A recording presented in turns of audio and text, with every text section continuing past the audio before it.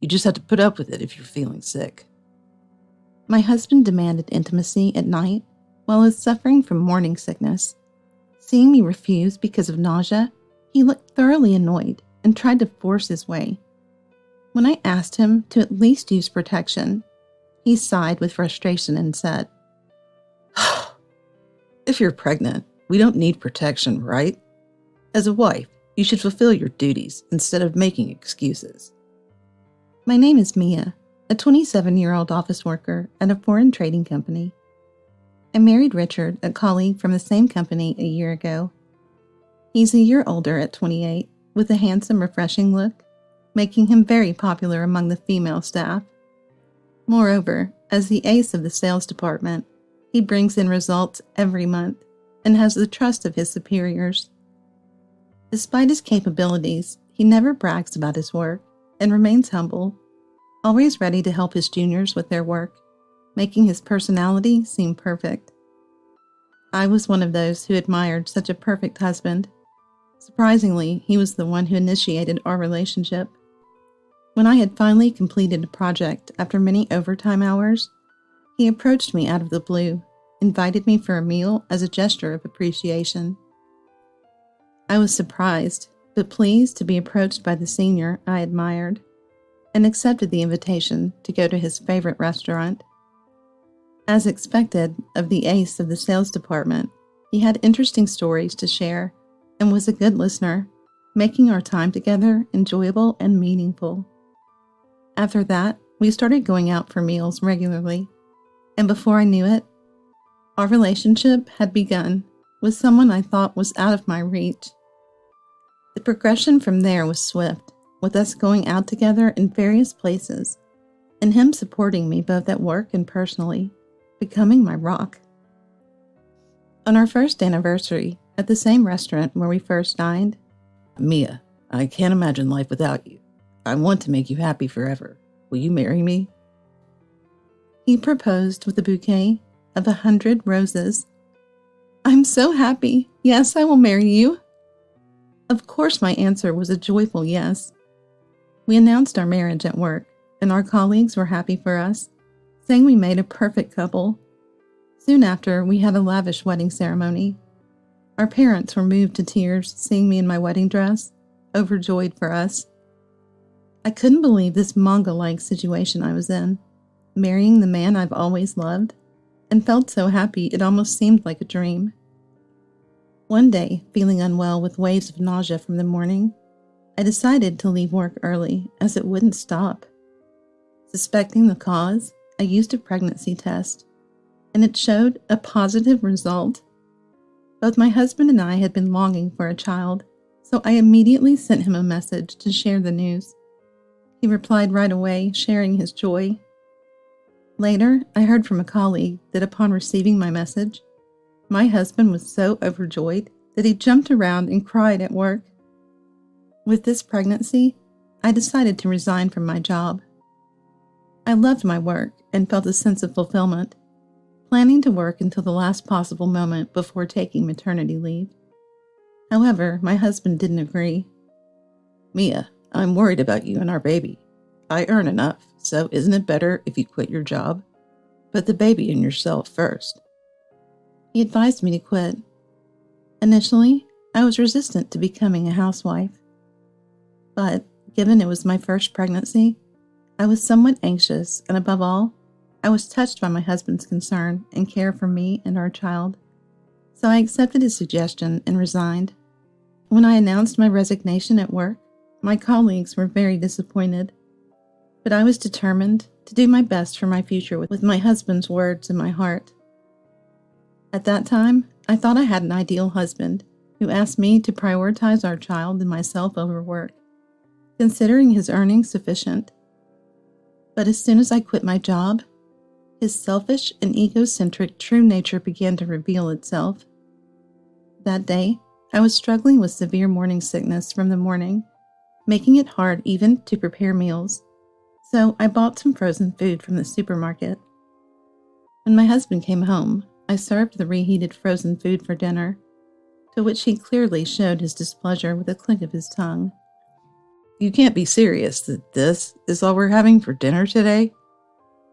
I'm sorry, I've been feeling too sick to cook since this morning, so I bought some frozen food from the supermarket. At that moment, my husband slammed his fist on the table and threw the fork he was holding at me. Caught off guard and stunned, I didn't realize what had happened. Your job is to be a housewife. Can't you even do something as simple as cooking? You're really useless. When he yelled at me, with an anger I had never heard before. I'm sorry, please don't be so angry. Shaken by the sight of my husband I had never seen, I hurriedly picked up the fork and apologized, holding back tears. However, he was so upset that he locked himself in his room. This incident started a pattern where my husband would lose his temper and throw tantrums whenever he was dissatisfied with any household task I did or didn't do. Today, he got angry again because I hadn't finished folding the laundry before he came home, kicking furniture around in a rage. As usual, I apologized while crying, and then he said something shocking. You're such a useless woman. Listen, I only married you because I like your face. It's a face I can overlook other faults for. He boldly stated he married me just because he liked my face. There might come a man who earns more than me and goes after you just for your looks. Being a housewife means you don't have to worry about that. And without your own income, you can't easily divorce me, right? Especially when we have a child. Think you can raise a child without a job? Hand over custody to me. Pay child support? Impossible. I was speechless at his audacity in stating the reasons he made me quit my job. I lost all confidence in building a future with a husband who could say such things. Naturally, the thought of divorce came to mind. However, frustrating as it was, thinking of our unborn child, I didn't have the courage to demand a divorce at that moment. Since I wasn't at fault, I wanted to retaliate before divorcing him.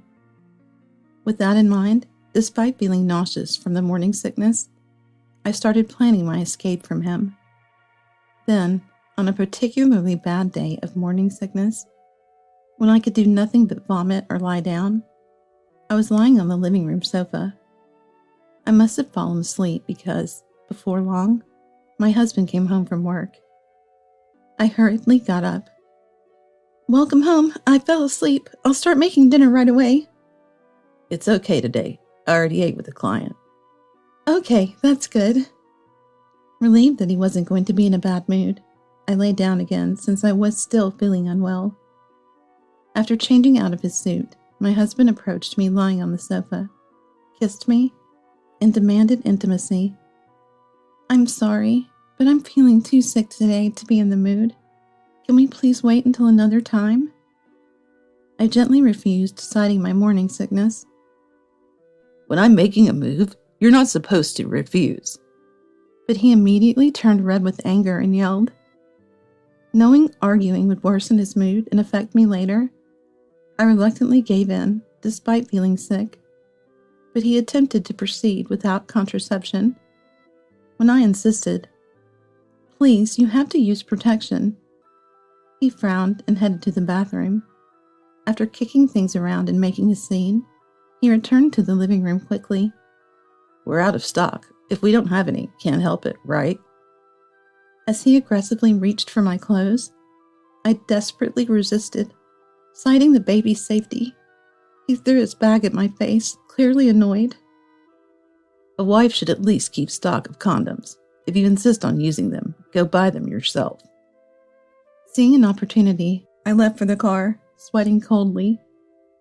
An hour later, the sound of the front door announced my furious return. How long does it take to buy condoms? You're ridiculously late, you idiot. He yelled in his usual loud voice. But the moment he shouted, his face froze in surprise, turning pale. There stood I and my dad. My dad is a large, tall man, a former wrestler, with a fierce look that could intimidate anyone thinking he's unapproachable, which is why my husband was uneasy around him. The reason my dad was there is that I drove straight to my parents' house seeking help. My parents were surprised but warmly welcomed me back. Feeling their warmth, tears of relief started to flow. Realizing something serious had to happen, they asked me what was going on, and I told them everything. After I finished telling them, my parents were upset, asking why I hadn't told them sooner. Especially Dad, who was shaking with rage at the extent of his anger. With that momentum, he went to my house with me, intending to give my husband a piece of his mind. Dad confronted my husband, saying, "I've heard the story, Richard. It seems you've treated Mia quite poorly. I can't entrust my precious daughter and grandchild to someone like you. Divorce her immediately." His voice was as loud as my husband's. "What do you mean? Coming to my house all of a sudden and demanding a divorce? You've only heard Mia's side, right? Do you have any proof? Don't just blindly believe whatever lies she's telling. You just insulted my daughter as a stupid woman. How can you call it a lie when you made her go out to buy condoms alone while she's suffering from severe morning sickness?" Just as my husband and Dad were about to physically confront each other, I took out my mobile phone from my pocket. If you want other evidence, it's right here. There are videos of you yelling in anger, lashing out at furniture, and pushing me. In fact, as part of gathering evidence of my husband's culpability, I had set up pet cameras around the house. Those cameras captured his actions in detail, serving as evidence. The videos of my husband raging were clearly displayed on my mobile phone. Seeing the videos, my husband turned pale and tried to snatch the phone from me.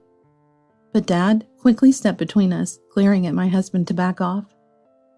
"I no longer want to be treated and controlled like a housekeeper by Richard. You can choose to either have this video submitted to your company or divorce me and pay compensation." I exploded with all the emotions I had been holding back, demanding a divorce. Reluctantly, my husband agreed, fearing the loss of his reputation and job at the company. After involving lawyers and discussions, he signed the divorce papers, agreeing to compensation and child support. Then, with Dad's help, I packed up and left the house, finally freed from my husband's control. 3 months after the divorce, my morning sickness had eased. But as I was entering the midterm of my pregnancy, working was hardly an option. Without an income, paying rent was difficult, so I moved back with my parents. They warmly welcomed me and eagerly supported me, looking forward to the arrival of their grandchild. I decided not to submit the evidence to his company, completely cutting off all contact with my husband, except for ensuring the child support payments were secured. At a company drinking party, my husband, perhaps due to alcohol, ended up admitting all he had done to me, expecting sympathy, but instead isolating himself as his colleagues withdrew from him. This revelation, coupled with the fact of our divorce, shifted his colleagues' perception of him, affecting his professional standing and chances for promotion. "I'm not in the wrong, am I?" It seems he ended up confessing everything he had done to me. My husband thought his actions were justified and expected everyone to sympathize and agree with him. But contrary to his expectations, his colleagues were taken aback and isolated him. This, combined with the fact we were actually divorced, lent credibility to the story, and his previously built reputation in the company was tarnished, as his character came into question. There had been talks of a promotion, and he was expected to excel by his superiors, but that was postponed. Despite trying to pass it off as a drunken joke later, he was not believed, and his workplace environment became uncomfortable, leading to his resignation within a year. The savings and severance pay he'd accumulated from his sales job were wiped out by the compensation, and now, while job hunting, he is desperately trying to make ends meet by working part-time jobs during the day and at night. It seems he is exhausted and struggling to find steady employment.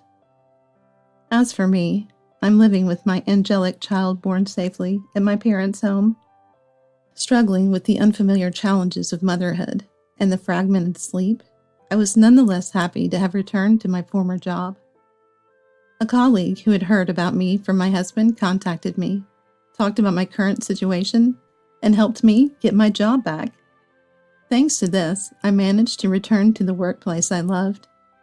When I thanked my colleague, they said, "As a single mother, you have to raise your child, so let us at least support you in this way." These words were incredibly reassuring. I felt very blessed and was full of gratitude towards my colleagues. My parents also helped take care of the child, assisting me in balancing work and parenting. I vowed never to let anyone dominate me again, to freely pursue both my career and parenting with all my heart. And I've promised to live a happy and fun life with my beloved child. "Look, Dad bought me this car." My jubilant sister Madison showed me a photo of a family car that could fit our large family at once. Even if Dad is indulgent towards his grandchildren, it seemed unlikely he could easily afford such a car. Sensing what I was thinking, my sister mentioned it was bought with Dad's retirement fund. Wishing she would just go home if she wanted to boast, she smiled sweetly and said, "Dad's out of money now. He's your responsibility. Take good care of him, will you?" I'm Sophia, a 36-year-old housewife this year, struggling with raising 2 growing children and working part-time. My husband is a gentle man, and we've had a smooth sailing life without major conflicts. I have an older sister, 3 years my senior. Until she married a wealthy man in her 30s, my sister was a career woman. She quit her job reluctantly when she found out she was pregnant with her first child, and had been a housewife ever since, or so I heard a few years ago. My sister and I haven't been very close since childhood. Unlike her bold personality, I was always the quiet and inconspicuous type. On the other hand, my sister was quite assertive, often getting into verbal fights with classmates, and maintained that temperament at home. Our parents always prioritized her, and she took advantage of that. I felt lonely at first, but by the time I was in high school, I had gotten over it. However, our parents divorced around that time, and we were taken in by our economically stable dad. Dad, in his awkward way, took care of the house and us. Since my sister went off to college and rarely came home, it was essentially just Dad and me living together. We had a simple but enjoyable life, sharing many conversations. I moved away for junior college, then met my husband at work and got married. So I never returned to live in the family home where Dad was alone. Years later, I was informed that Dad and my sister's family began living together. After Dad suffered a stroke at work and was rushed to the hospital, fortunately he was treated quickly and had almost no after effects, but living alone was deemed too risky, so my sister proposed they live together. At the time, I was supported by her unexpected gesture, but thinking about their living arrangements, my sister's apartment seemed more comfortable for Dad than our family home, so I decided to rely on them. However, knowing I couldn't just leave everything to them, I started transferring $300 monthly to my sister's account. About 5 years later, Dad suddenly contacted me. It was a regular weekday morning, after I'd sent the kids off to school. "Sophia, sorry for not getting in touch for a while." That's how Dad started, his voice heavy. "Anything unusual recently? Did Madison say anything to you?" Madison is my sister. When I asked why he would ask that, he began, "It's a bit shameful to say, but..." Dad slowly started to tell the story. My sister had 2 children, just like us. Since living together, the kids grew fond of Dad, and he was quite fond of them too. In addition to providing for my sister's family, Dad had been paying for everything from the kids' educational materials and toys to meals out. It was fine when the grandchildren asked directly, but recently, my sister and her husband started using the kids' names to get Dad to buy expensive electronics and even cars. When Dad hesitated due to the frequency of these requests, they suddenly turned cold, ignoring him until he agreed to buy. Then, upon his retirement at 65, my sister showed him a catalog saying, "The kids want Grandpa to join our family trip. We're thinking of driving around, but our current car only fits 4. We were thinking it'd be nice to get this new car, don't you think? Eventually, Dad ended up signing a contract for the family car my sister pointed out. Between that and the vacation expenses, Dad's retirement savings were rapidly depleting, and my sister treated him as if he was useless without money. Now feeling out of place at home, his only solace was his grandchildren Dad shared. Learning of Dad's mistreatment left me speechless. My sister always had a tendency to dismiss people who were no longer of use to her financially. She had demanded cash gifts for her firstborn's birth and other celebrations, expecting me to reciprocate, but never did the same for my children. Wanting to avoid becoming someone who demands money so blatantly, I chose to distance myself from her instead. Throughout this time, I received one-sided updates from her. I didn't want to become a naughty person like my sister, who didn't hesitate to ask for money. So instead of saying anything to her, I decided to distance myself from her. During that time, I continued to receive unsolicited communications from my sister, including photos of her children smiling, dressed in cute clothes, using beautiful appliances, and enjoying vacations, all seemingly funded by Dad. All those things seemed to have been bought with Dad's money. Back then, I mistakenly thought Dad favored my sister's family over mine, feeling somewhat disappointed. However, after hearing Dad's story, it seems that wasn't necessarily the case. My sister had been using her children to continuously extract money from Dad. Dad himself, watching his account balance decrease day by day, convinced himself it was for his grandchildren's sake, but the endless demand from my sister and her husband left him physically and mentally exhausted. This was exacerbated by the incident with the family car on Dad's retirement day. Prompted by this, Dad considered leaving my sister's house, but then she approached him again, saying, "Dad, about the car you bought us? The payments seem tough with the loan. The kids have education plans, and it's going to be expensive. I don't want to keep burdening you forever, so if you could just take care of the car payment, we won't need living expenses from you anymore. It's not a bad deal, right?" Dad suspected there was more to it, but thought this could be a way out, and used all his retirement money to pay off the car. As expected, my sister's attitude, "Dad, it's become hard to live with you here, so please leave today," changed afterward. Madison mentioned I might bring her over tomorrow, so I called wondering if you knew anything. Of course, I had heard nothing. After hanging up with Dad, expecting a call from my sister, none came that day. However, the next morning, there was an early visit from my sister and Dad. Seeing my face, my sister smirked. "Looks like you've already heard. Then this will be quick," I replied. "I've heard everything from Dad. Does scamming him for money make you happy? Didn't I send Dad his living expenses?" Dad looked surprised, hearing this for the first time. "Don't act so high and mighty over just $300. That's not enough to support an unemployed old man for a month. If you're going to talk like that, you should at least pay $2,000 for caregiving." Despite Dad listening, my sister said whatever she pleased. "Sorry, but my husband feels the same. We're already overwhelmed with 2 kids." "But you've received so much money from Dad, haven't you? Toys for the kids, appliances, vacations?" "We're living together, so that's only natural." "Oh, are you jealous because you didn't receive anything? Don't worry. Now you get to take care of Dad." Frustrated with my sister's unwillingness to listen, I was about to retort when Dad interjected. "Enough, Sophia. I'm sorry, but could I stay here until I find another place? It will be a lot of trouble, so I'll pay $8,000 a month for living expenses." My sister, "What?" and I both exclaimed.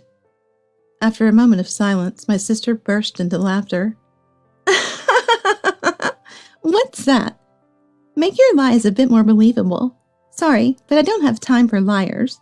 This will be our last goodbye. I'll delete all your contacts. Don't bother asking for help." Hilarious. "Well, Sophia, it's all yours." After she left, Dad remained serious. It was implausible for Dad, now unemployed, to come up with $8,000 monthly. Honestly, my house was slightly cramped for a family of 4. Even though we were frugal, we didn't have enough savings to comfortably add another person. But I couldn't let Dad go back to my sisters. So, in the evening, when the whole family was together, we discussed and officially decided to live with Dad until he found a new place. Watching Dad, I felt an inexplicable sense of security, which would soon be explained. After a few months of Dad living with us, he and we adjusted to the new dynamics, fitting in as if he had always been a part of the family. I thought we should have called him sooner, but felt this worked out for the best. One day, we had an unexpected visitor at our house. It was my sister. Since it was a weekday, only Dad and I were at home. I considered pretending we weren't home, but Dad suggested we at least hear her out, so I faced my sister. "Sophia, good to see you. Dad, it's been a while." My sister looked away awkwardly upon seeing Dad's face. "What do you want?" "I heard we weren't supposed to be in contact anymore," I said coldly, to which my sister glared briefly before hastily changing her expression. "That's why I came here. Can we talk inside? It's important, and I don't want to be seen talking out here." Reluctantly, I let her in. Once we were inside at the dining table, "I'm in need of some money. Could you lend me some?" she immediately said. Dad and I exchanged surprised looks. "Doesn't your husband earn well? So just a little bit would help, right?" I was baffled by her request. As you can see, we live modestly. We don't have money to lend. "But you're living comfortably, even with Dad here. Does that mean you have savings? You've always been good at saving." It seemed she hadn't believed that story at all. I shook my head. "Madison, didn't you hear? We actually do get $8,000 a month from Dad for living expenses." "Huh?" My sister looked puzzled, then laughed mockingly. "Oh, that story? Still going with that? I've seen all of Dad's pay stubs while he lived with us, and there was never such an amount. Maybe during bonus months, but he's retired, right?" "Yes, even without bonuses, Dad almost always has that kind of income." Dad nodded in agreement, but my sister still refused to believe. "So you're saying you have enough to spare? My kids are going on their first field trip, so I need money for a backpack, lunch money." I sighed and replied, "Did you ever do anything for my kids? You ignored my pregnancy announcement. You only contact me when it suits you, and it's always about money. If your husband earns well, that should be enough. Why do you always need more money?" My sister fell silent, pondering, then suddenly stood up. "Fine. I can't expect anything from poor people. This really is the last time I'll have to see your annoying faces. Goodbye." She left hurriedly after her defiant parting words. "Even though you came to visit me, what's with that attitude?" Dad and I just shrugged at each other. "If Madison had apologized sincerely, I might have told her the truth." "With her attitude, she'd just try to take more if she knew about your real estate income. You do this, you don't need to work because of it." "Maybe so. I've had enough of them while we lived together. No need to tell them anything now." Dad looked somewhat sad. It pained me to see Dad upset because of my sister. But knowing she can't get money from us anymore, I doubted we'd see her again. Yet, just 3 months later, she contacted us again. Surprisingly, from a payphone. "Hey, where have you been?" she ranted urgently. "Thought you said you wouldn't contact us again." "That aside, I don't have much time. I want to meet, so give me your address." Apparently, she had visited our old home without notice. We had moved and weren't there. After pressuring the neighbors, she learned that we had moved to a larger apartment and called to confirm. "So, you're saving money after all. You lied to me." I kindly reiterated. "We moved with Dad's help. The rent is more than double, but Dad suggested we get more rooms as the kids are growing." "That's impossible with just Dad's income. I told you." "Sure, if we're talking about earned income alone." "Huh?" I handed the receiver to Dad at that point. Dad spoke to my sister. Hello, Madison. Actually, I have some income from real estate besides my salary. It was quite unstable back in the day, so I kept working at the company just to be safe. You know, even if you own an apartment, the income changes depending on the occupancy, right? By the time I retired, fortunately, I had managed to secure a comfortable margin, so I thought of keeping it as an asset. What? You kept such important information to yourself during tough times? Overriding Dad's voice, my sister shouted in a piercing, loud voice. I could faintly hear the sound of a few coins being inserted from the other end. Dad, I'm sorry for being such a foolish daughter. I have one last request. Actually, my husband was into stocks, and they crashed badly. He even dipped into the company's money and got fired, leading to a huge debt. Now we're all struggling to make ends meet. The kids have even lost weight. Could you help us out for a while? I've always wanted to be with you since then, but various circumstances made it hard for me too. I'm sorry, but I won't be returning there. I'll talk to our relatives, so it's best if they take care of the grandchildren. I have no intention of doing anything for you guys anymore. Dad firmly cut off my pleading sister. Consider the car I bought for you previously as your severance pay. If you try to contact us in any way, I might even consult the police, depending on the situation. Though I couldn't hear her, I could imagine my sister trembling in despair. After Dad hung up, we changed our contact information and went into a state of estrangement with them. Months passed, and every year-end and New Year's, we spent at the main family home of Dad's side. This time, Aunt Isabella, Dad's sister, brought along my sister's children. The two children, meeting us after a long time, were expressive and adorable, clearly being well taken care of by my sister. She seems to exchange letters with my sister occasionally and told us about her recent situation. Since then, my sister tried to find where we were, but couldn't find any clues. She must have really wanted to get Dad back. It was a good thing we only told a few people about our new address. Moreover, my sister's husband, believing Dad had income from real estate, ventured into real estate investment without proper study and failed quickly. This made their living situation even harder, and they eventually sold the car Dad bought for them. Plans for a family vacation we had been planning for a while were also scrapped due to these issues, and the relationship between the couple and their children worsened, almost breaking down. At least the children can live comfortably since they have Aunt Isabella. Aunt Isabella, who loves children but was not blessed with her own, said, "I'm happy to have found new joy at this age." The same goes for Dad, who now takes great care of my children. Initially, it was supposed to be until Dad found his next home, but his income had been a great help, and the kids have grown to love their grandfather dearly. Thanks to Dad, we were able to move into a larger house, so we've decided to continue living together, with the promise of taking care of him in the future. Recently, seeing Dad helping the kids with their school homework made me feel happy and my cheeks loosen up. I'm relieved that Dad has found a new purpose in life that replaces work.